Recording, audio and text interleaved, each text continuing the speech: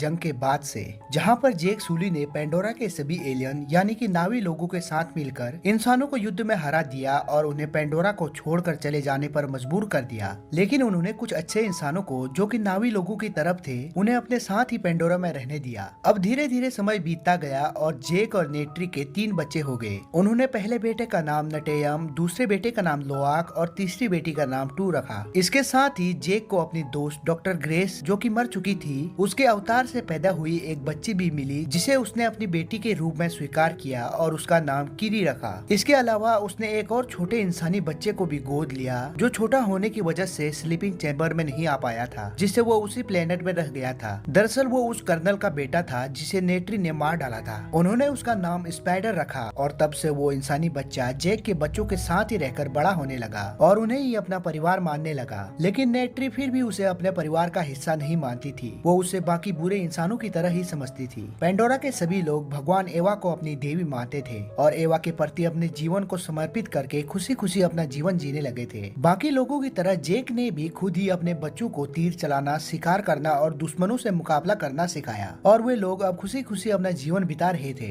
लेकिन कुछ सालों बाद जब एक रात को जेक देखता है कि आसमान में एक बहुत बड़ा तारा चमक रहा है, कुछ देर बाद पता चलता है कि वो चीज कोई तारा नहीं बल्कि एक स्पेसशिप है, जिसका मतलब ये था कि इंसान एक बार फिर से उनके प्लेनेट में अटैक करने आ चुके हैं। इंसानों के बड़े बड़े स्पेसशिप जो पेंडोरा पर लैंड करते हैं तो उनके धमाके से जंगल में आग लग जाती है, जिससे जंगल के सभी जानवर और पेड़ पौधे नष्ट होने लगते हैं। तभी हम देखते हैं कि स्पेसशिप से कई सारे बड़े बड़े रोबोट बाहर निकल रहे हैं, जो कि पहले के मुकाबले कई गुना ज्यादा एडवांस और खतरनाक हैं। इंसान अपनी पहली हार को देखते हुए इस बार पूरी तैयारी के साथ आए थे और उन्होंने इस बार अपने साथ पहले के मुकाबले कई गुना ज्यादा बड़ी और आधुनिक मशीनें भी लाए थे, जो कि बड़ी ही आसानी से पेंडोरा के जंगलों और जानवरों को तबाह कर रहे थे। ये भयानक नजारा देखकर जेक और नेट्री भी हैरान और बेबस थे और उनके पास इस तबाही के मंजर को देखने के अलावा कोई और रास्ता नहीं था। इसके बाद एक लैब को दिखाया जाता है जहाँ पर एक अवतार जागता है। पता चलता है कि वो अवतार उसी कर्नल का है जिसे इसके पहले पार्ट में नेट्री ने मार दिया था।